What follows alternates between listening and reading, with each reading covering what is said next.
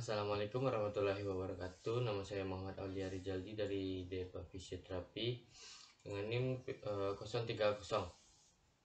Di sini saya akan membahas materi tentang infeksi jantung dengan 3 pokok pembahasan. Yang pertama itu ada perikarditis, miokarditis, dan endokarditis. Langsung saja, yang pertama itu ada perikarditis, atau juga disebut juga inflamasi sulcus fibrosa yang melingkupi jantung. Eksudat dalam rongga perikardium dapat membatasi gerak jantung atau immobile yang akan mengurangi kemampuan memompa dan kadang menyebabkan tamponade. Dan untuk patofisiologinya itu ada masuknya neutrofil dan mediator inflamasi, dan juga perubahan permeabilitas permeabilitas vaskuler perikardium. Selanjutnya itu ada inflamasi perikardium dan edema, dan juga gerak jantung menjadi terbatas dan nyeri saat bernapas. Kontraktilitas jantung menurun, cardiac output turun, dan suara jantung lemah. Dan ada 3 macam perikarditis. Yang pertama itu ada viral perikarditis, disebabkan oleh virus, dan penyebab perikarditis paling sering oleh infeksi.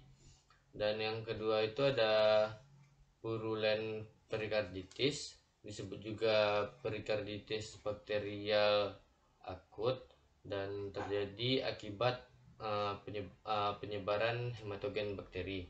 Yang terakhir itu ada chronic perikarditis atau juga perikarditis tuberkulosis, perikarditis jamur, dan nyeri dada tumpul. Dan perikarditis ini akibat infeksi. Dan yang kedua itu ada miokarditis atau juga infeksi pada miokardium atau jantung. Sebagian besar self limit dan diikuti dengan sembuh total.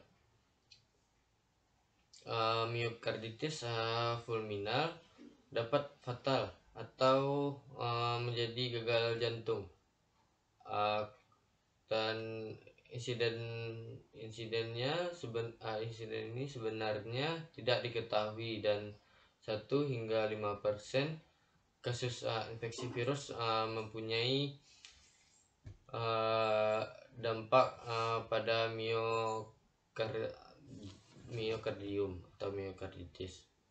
Untuk patofisiologinya itu ada yang pertama virus atau mikroorganisme, dan yang kedua itu respon imun, yang ketiga itu kerusakan miosit, yang keempat itu sitokin, yang kelima itu oksigen radikal bebas, dan yang keenam itu sel T lebih besar dari makrofag dan sel B.